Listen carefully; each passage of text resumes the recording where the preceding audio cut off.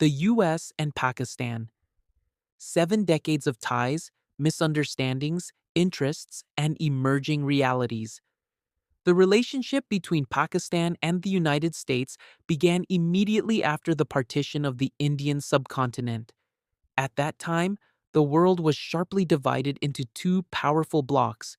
Pakistan, due to its geography, defense needs, and economic vulnerabilities, saw partnership with the U.S. as a protective shield. For America, Pakistan occupied a strategic position crucial for containing Soviet expansion, maintaining access to the Middle East, and balancing the rise of China. Thus, the two nations became natural allies, each serving the interests of the other. Against this backdrop, Pakistan joined military alliances such as SEATO and CENTO. U.S. military aid in the 1950s and 1960s modernized Pakistan's defense infrastructure. From ground forces to the air force, much of Pakistan's military strength was built on American equipment. The acquisition of F-16 jets marked a historic milestone, giving Pakistan a new edge in air defense and playing a key role in maintaining regional power balance. Economically, too, Pakistan relied heavily on U.S. support.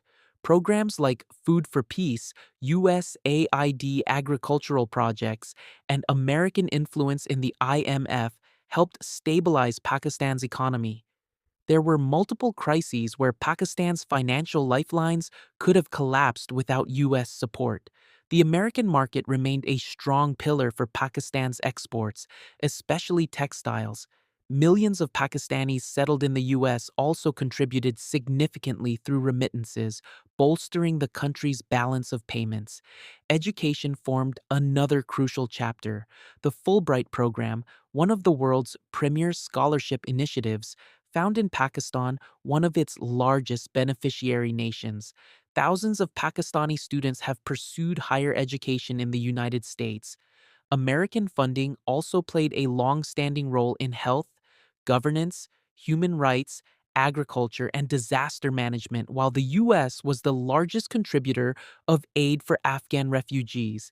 Yet, despite all this, America's image among the Pakistani public has often been controversial.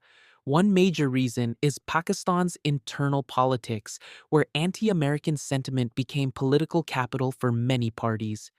During the Afghan Jihad, the U.S. was depicted as a non-Islamic power.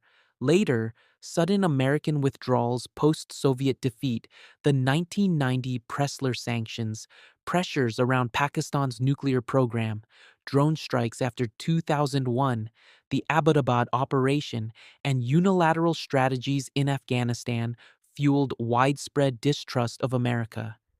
The U.S. has always approached global politics through the lens of its interests, whereas Pakistan often interpreted it through domestic sentiments. This difference created a persistent gap between state policies and public perception. The American role in Palestine, Iraq, Afghanistan, and Kashmir often cast it as a powerful but unjust force in the eyes of the Pakistani public.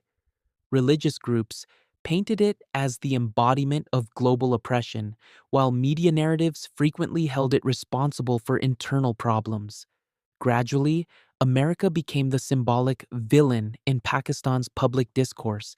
It is undeniable that the U.S. also overlooked Pakistan's sensitive priorities multiple times.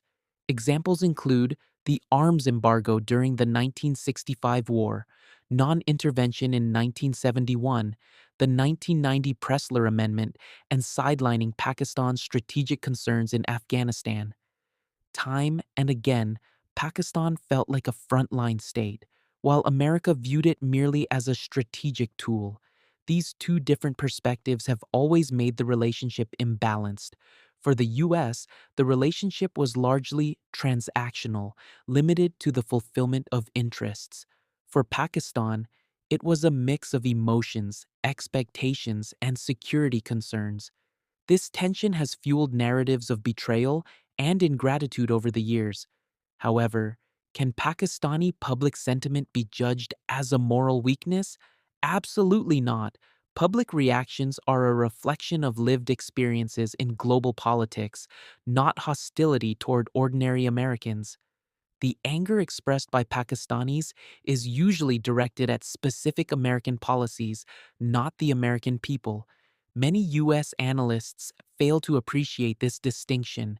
The way forward lies in disentangling emotions from policy, understanding each other's sensitivities, and rebuilding a relationship on mutual respect and equality. Pakistan is a young, talented nation with immense economic potential. Confidence, balance, and realism are the keys to progress. Nations build better relationships not on hatred or blind expectations, but on principled, self respecting interests. This is the new intellectual direction that Pakistan urgently needs.